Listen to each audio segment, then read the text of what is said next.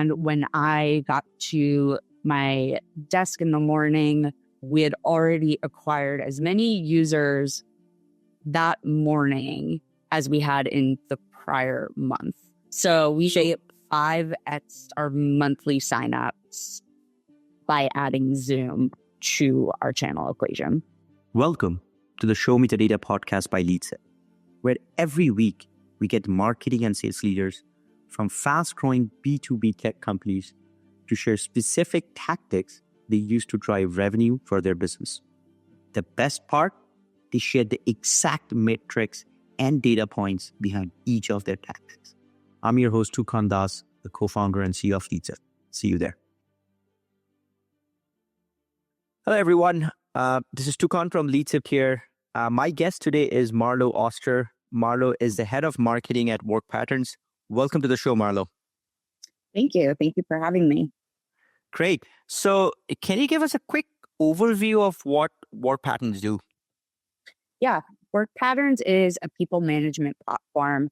Essentially, what we're doing is we are taking the traditional concept of HR software and building a bottoms-up product that is integrated into the day-to-day of managers and their teams. So we facilitate like meeting agenda, collaboration and building, feedback, recognition, goal setting, and we integrate with, the traditional like daily tools in the knowledge workers tech stack so that everything is really guided. And so that is WorkPatterns. Cool. And in terms of the target market that you're going after, Marlo, what kind of companies are you going after in terms of company size or industries and even titles? Who are you going after? From a persona standpoint, we're going after managers of people. The dominant industry in our, active user base is definitely like software and internet. But that said, there's a lot of healthcare, education, services, businesses. So it really runs the gamut. In general, the first person to sign up is typically a manager. And the only other way, and then WorkPatterns will really spread throughout the org more organically and over a longer period of time. But increasingly, we're actually seeing that the first sign up can also be a CXO or a head of people, and that they're evaluating WorkPatterns for more like company-wide rollout. Got it. And are you going after large enterprises or some SMBs or all over the place? Kind of all over the place. WorkPatterns, it's mainly like 50 employees and up, but up to companies that are thousands of employees. We have a little bit smaller piece of the pie is in that like 11 to 50 range, but really any smaller than that. And you probably aren't even thinking about people management because you just don't have that many people to manage. Absolutely. So I know we're going to talk about the specific tactic that you guys implemented and how that impacted user acquisition. But in general, how are you targeting these ideal customers, these managers of companies that are over 50 employees, heads of people? What are some marketing channels and strategies that you're using to target them? Yeah. Before the Zoom launch, I'll speak to, since we're going to talk about that a bunch, but absolutely, generally it's a mix of organic and paid. So lots of lookalike modeling off of user activity in our platform. Paid social's been a very scalable channel for us. And we've seen a lot of high quality users that convert to paid coming from there. And I would say the next biggest would be organic. Got it. And most of these paid acquisitions that you are doing, they're primary. And when you say conversion, this is getting them to sign up for the free trial or like the starter pack. When I say conversion, I actually mean that they went through the free trial and converted to paid. But that's the objective of all of our paid social campaigns would be just a sign up, right? Like starting your free trial. But you do have from the pricing page, it looks like you do have a forever free premium package, right? Yes. Or the forever free package, sorry. Yeah. Yeah. And that's really for smaller teams. So that's like up to that ends at 4 or 5 people. I forget if it's 5 Five. or Yeah, I think so. yeah, 5. So we do. So that's generally like just a different use case where someone is still at that very early stage and just wants a limited set of features and to implement some sort of like operating system for people management. Understood. But and if I understand correctly, from an acquisition perspective, yours is very much a self-serve model. Like people don't need to schedule a demo, get data and stuff like that to sign up. They can just literally sign up. If they want, Yep. they can put the credit card and go for it. So it's a marketing Yep. driven. Yep. Exactly. Cool. So now let's talk about this Zoom apps marketplace launch that you guys did. Was it this summer that you did that? So the marketplace Zoom apps launched on July 21st. So that was Okay. the day where they first became available in, individual users instance of Zoom. So it's pretty recent. Okay. Can you tell us a little bit about the Zoom apps and specifically what does your app do? What does WorkPatterns do when someone is using it within Zoom? So in general, Zoom apps are in-product apps that are seamlessly integrated into your Zoom meeting experience. So work patterns, one of the things that our product does in general is just make meetings better. And it makes meetings better because attendees are collaborating on what the agenda is throughout their week in between their recurring meetings. And they're, converting discussion topics into action items. They're taking notes. Everything's in one place and it's transparent. And so that's really like the before the meeting and after meeting, right? And then during the meeting, there's this like bit of a gap of like, okay, well, now I'm actually going into this meeting and I want to facilitate it without, having a million tabs open and screen sharing. And I want everyone to be on the same page and I want people to stay focused, right? Because a lot of people multitask during Zoom meetings. So what our Zoom app does is it actually embeds work patterns into your Zoom meeting experience.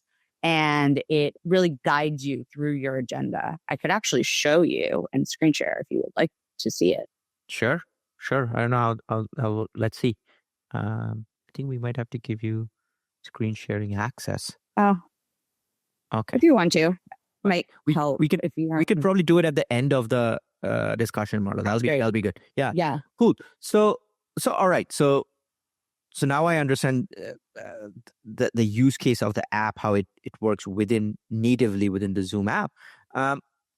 Walk us through a little bit about what was the reasoning behind you guys deciding to actually build a dedicated app within the Zoom app marketplace? Well, first and foremost, we thought it would be really enhance the user's experience with our product and bring things like, complete the life cycle of like before, during, and after meeting, before, during, after meeting. Secondly, we have an advisor, an investor in Work Patterns is PM at Zoom. So we had a bit of an in That makes sense. to participate in the what we saw was a big opportunity. I mean, Zoom growth has, been exponential during the pandemic, and remote hybrid distributed teamwork is not going anywhere, right? There's a new normal. So it felt like a unique opportunity. There's a lot of marketplaces.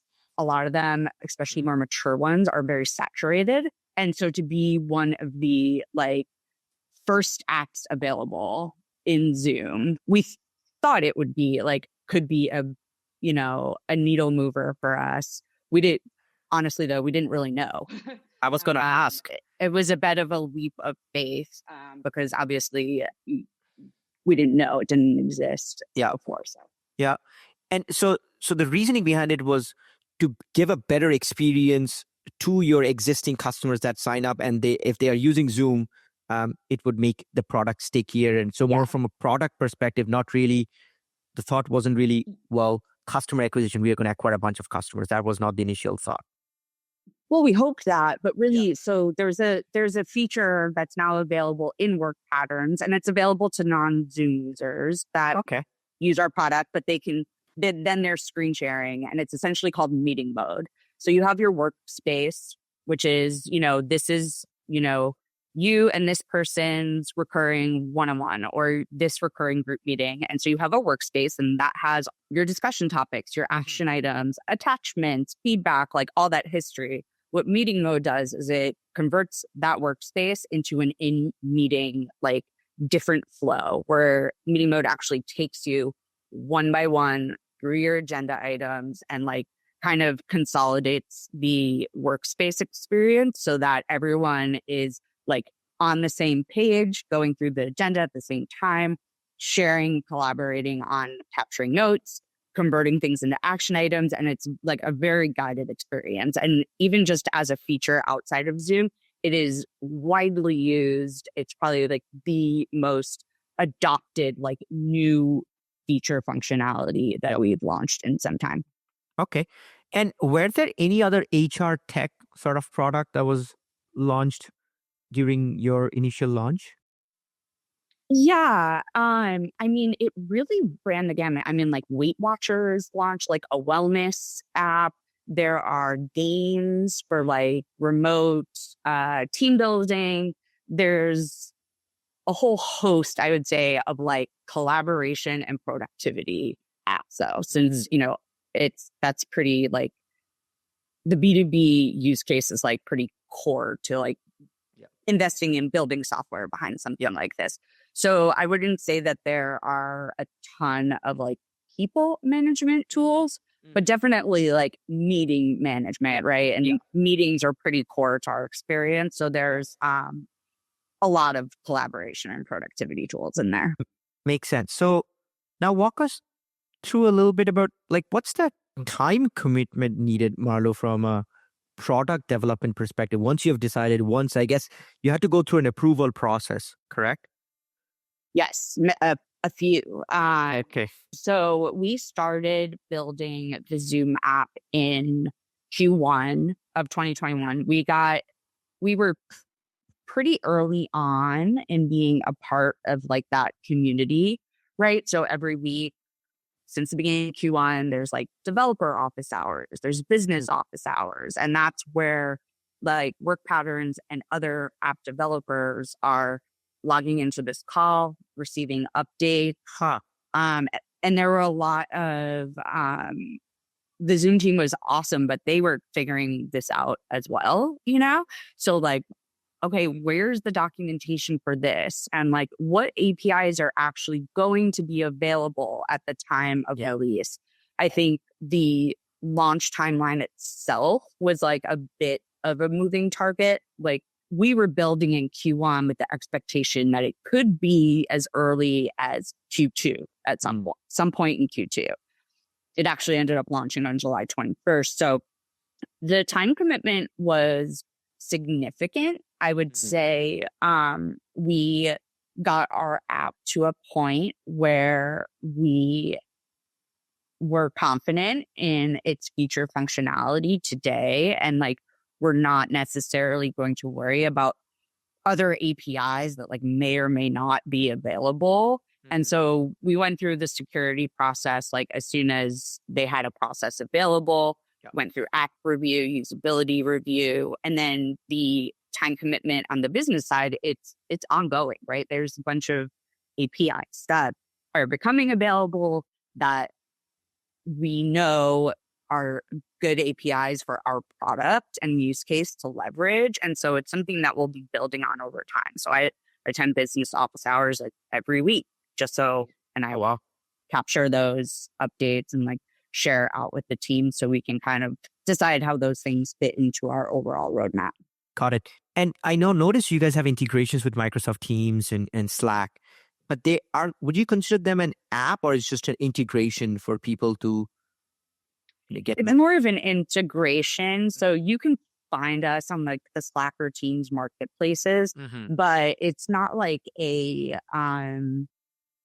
like a survey tool, right? That could be like a standalone experience in Slack. Essentially, you can create, say, discussion topics or action items from a Slack thread. You can receive notifications on, this discussion topic was assigned to you, or a reminder to prepare for a one-on-one, but it's not standalone. It's not going to do a whole lot. Generally, it's like existing users that don't want to receive notifications by email because their email inbox probably looks like mine and are more active on Slack and so want to like bring that experience into Zoom. Got it. So from a product and engineering perspective, it was a pretty involved process, like 3 to 6 months for your engineers to build this seamless experience within the Zoom app. It definitely didn't take 3 to 6 months of engineering time. Like we were building a lot of other things and improving other features during that, but it was, there were like spikes of activity and then lulls and then spikes. I think like the bigger challenge was actually more on like the design front versus the engineering front, because on the engineering side, we knew that like this meeting mode feature, like this was the use case for the app, and we had built it and validated that in our web app. So that was pretty clear from a design standpoint. We didn't know what onboarding was going to look like. We didn't know until the day of launch, like I didn't really know what even discoverability was going to look like in the Zoom experience. So there were a lot of black boxes related to onboarding that we had to, think through. And I would say that was the bigger challenge. Got it. So now that engineering has done the work, Zoom app has been launched on July 21st. And I see you guys also got investment from Zoom. Congratulations for that. That's great.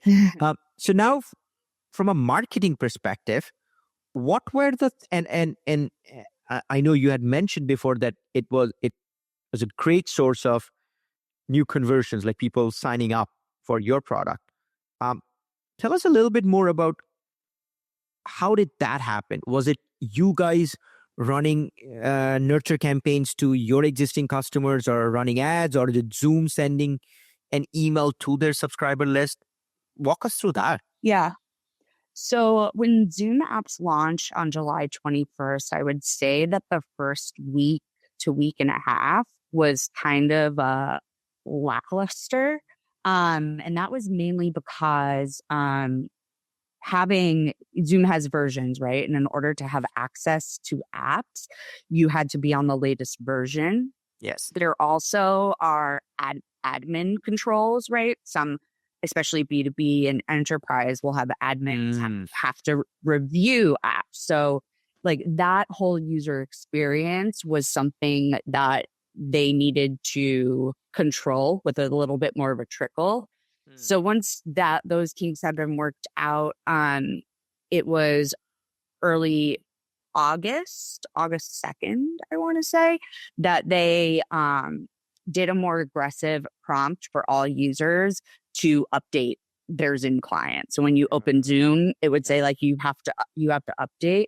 And when I got to my desk in the morning, we had already acquired as many users that morning as we had in the prior month. Like it was crazy. Yeah. So we 5x our monthly signups by adding Zoom to our channel equation. Okay. So let me understand this. So Zoom basically, so they are not prompting or promoting exclusively your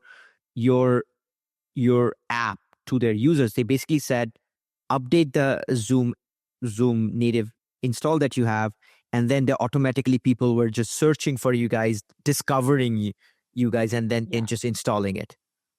Yeah, well, there were only about 50 apps that were like at launch partners. So, we were definitely, I'm sure over time there'll be hundreds, right? 100%. But like, there's no question. But we were, in a small sample group. I mean, Zoom did have marketing moments where they were promoting individual apps, promoting like Zoom apps more holistically. And they did put PR behind that for sure. Okay. There was a decent amount of like coverage, but the discovery of work patterns, it's all purely organic. It's purely people clicking on the apps icon at the bottom of Zoom and finding us and signing up. There was no paid promotion of anything.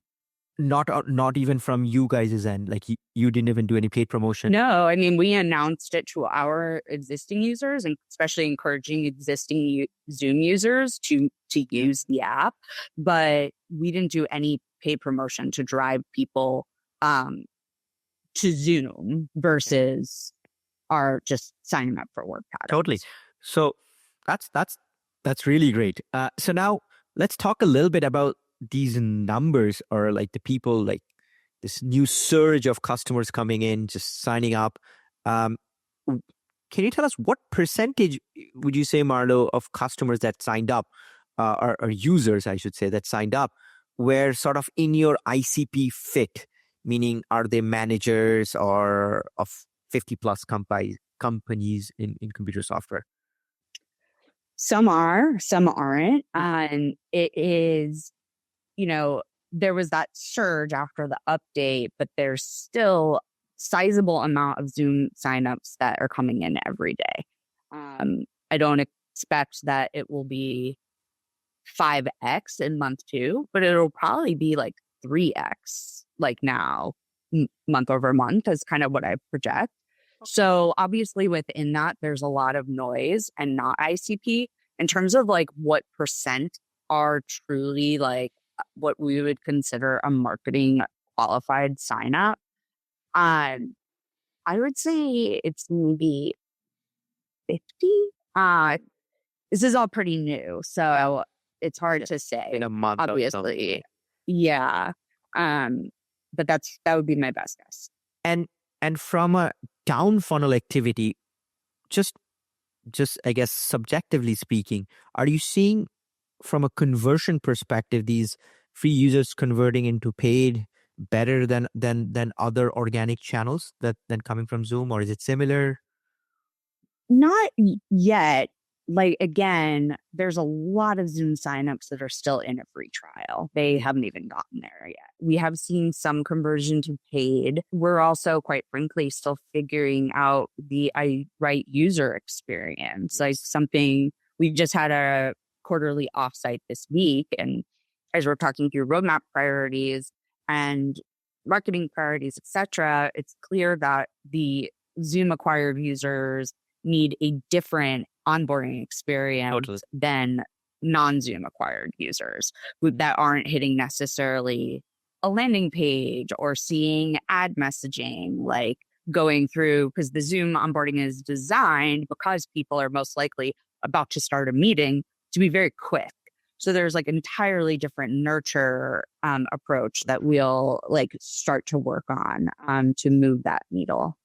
Got it. And just from a general marketing practice, Marlo, once someone signs up for a free trial, whether it's through Zoom or other channels, is there a salesperson involved with, if it's a large account that they can expand into hundreds of seats? Is there a salesperson that follows up with certain leads, cherry picking them, or it's all naturally just? Yes, for sure. We do have one salesperson who's mainly focusing on those like top-down company-wide rollout opportunities. Yeah. And certainly Zoom signups have the ability to just book a demo and get a more holistic view of the product. And so, yeah, there's quite a bit of that. But most of that is the users initiating it because they're self-selecting and saying, I want to book a demo. Yeah. More so than our AE cherry picking through all of those signups. They're kind of self-selecting themselves. Understood. So now, based on the success that you guys seen with Zoom, which is, it's sort of like a perfect storm, they are seeing crazy growth. Your product fits very well into one-on-one meetings, and Zoom primarily is for B2B meetings. And you guys are getting great results. Do you see, from a roadmap perspective, I should say from a marketing perspective, do you want to dabble with other dedicated app experience for other things like Microsoft Teams, for example? Absolutely. I think something that we will look at over the coming quarters is like we have a lot of existing integrations where we're not necessarily in a marketplace. So, how do we expand the feature functionality of that integration to make it something that is appropriate to be discoverable in those marketplaces? So, Salesforce, HubSpot, Asana, Jira, Atlassian, like Yeah. those are all things. But I think the opportunities to be of the first apps to launch in a net new marketplace with the user base that Zoo has is pretty rare, and I can't necessarily think of one that would be coming Yeah. aside from Zooms. So it's and anytime we think about integrations or marketplaces, it's does it make the user experience better? Is it something that would actually add value, not as an acquisition channel, but like to the user experience? So I think that's the first lens that we'd approach that. But from a marketing standpoint, yeah, absolutely. Awesome. And that was the thing that my follow-up question was, when thinking of which, platform to build, dedicate engineering resources to build an app, how should you think about it? It is definitely about, does it improve the existing customer experience than just thinking of as a customer acquisition channel. That's great. Exactly. What Yeah. do you have any data, Marlo, of what fraction of your existing customers that were using your system before started using the Zoom app? I do. Not necessarily off the top of my head, but I certainly do. Maybe 30%? Okay. Yeah. Okay. So that's pretty Maybe. good. Yeah, I mean, not everybody uses Zoom, right? Like, That's right. Yeah. so, And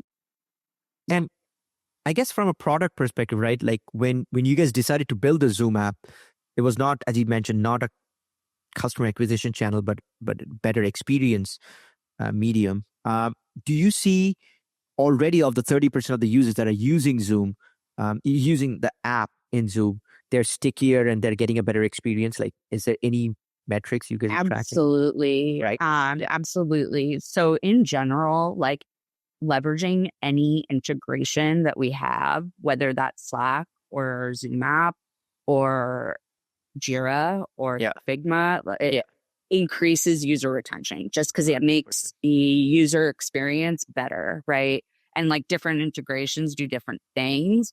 But like, for example, with our Figma integration, when I go to my one-on-one workspace with our head of design, I can see the exact files in Figma that she's been spending the most time in. And I can say, oh, that feature, we probably need to have a product marketing discussion. Let me add that to our agenda. So different integrations have different purposes, but they all improve the user experience and just make work patterns more integrated, more embedded in their existing workflows. Awesome. Cool. Well, thank you so much, Maro. This was very insightful. We have athletes that we have thought of different platforms to integrate with, and we are always thinking is like, these platforms have been like the Salesforce, the Marketos have been there for years, and they have a pretty saturated app marketplace. So to stand out as a new vendor is trickier. But the Zoom one was perfect timing for you guys, and congratulations once again. And I thank you for sharing all of those insights. Those are pretty insightful. Thank you. Awesome. Thank you.